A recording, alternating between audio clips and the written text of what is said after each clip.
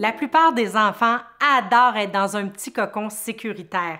Ils vont prendre des serviettes ou des draps, puis avec des chaises, ils vont se faire des espèces de tentes super sympathiques. On peut reproduire ce concept-là de cocon où l'enfant se sent chez lui, où il est tout bien, grâce à un tapis qu'on peut utiliser, proposer à l'enfant pour qu'il puisse travailler sur le sol. En plus, quand on travaille à même le sol, bien, ça fait en sorte que l'enfant doit être assis bien droit, donc il va développer la musculature du tronc, ce qui est important avant de le transférer vers une chaise.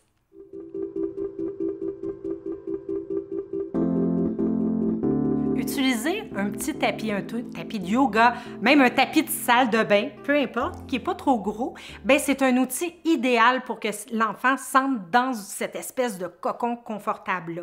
Et pour l'adulte, ça a de multiples avantages parce que toutes les règles que l'on associe à une période de jeu, mais elles deviennent ancrées dans la tête de l'enfant. Quand il sort son tapis, il connaît les règles, puis il sait exactement quoi faire, puis il sait par exemple que quand il quitte le tapis, il faut ranger les jouets et rouler le tapis. Alors ça fait en sorte que ça devient un ancrage naturel, une espèce de petit rituel qui lui permet de gérer et de respecter les règles beaucoup plus facilement.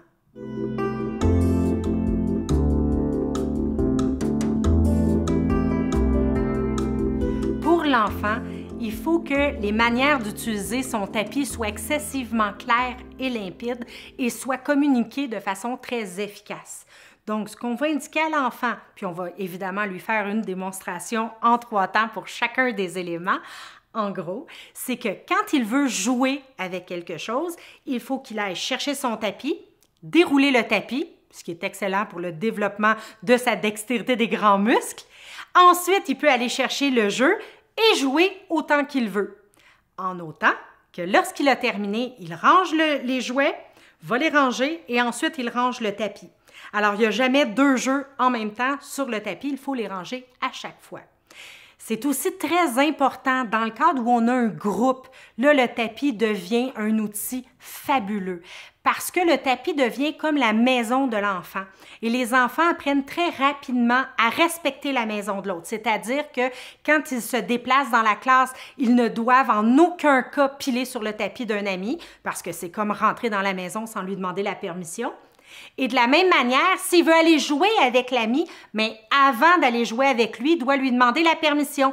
Est-ce que je peux aller jouer sur ton tapis? Et si l'ami dit non, c'est non. Il doit se retirer et accepter le non. Et c'est quelque chose qui est très difficile à développer pour les enfants, mais on dirait qu'avec le tapis, ça se fait beaucoup plus facilement parce que c'est concret, c'est tangible. Alors, c'est un outil précieux et hyper efficace.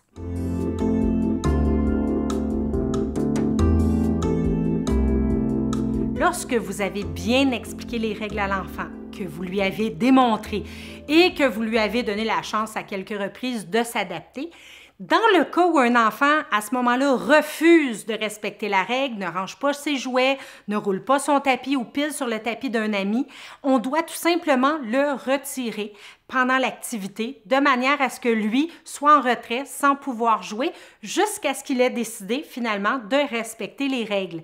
Alors, vous allez voir que c'est très efficace. La plupart des enfants, après 2 minutes de retrait, veulent juste retourner jouer sur leur tapis. Alors, de façon totalement naturelle, même les enfants qui sont très résistants vont retourner jouer. Alors, il faut faire un recadrage simple, efficace, concis et faire confiance à l'enfant. Il va avoir envie de retourner jouer et il aime bien son tapis. Vous allez le voir, c'est imparable.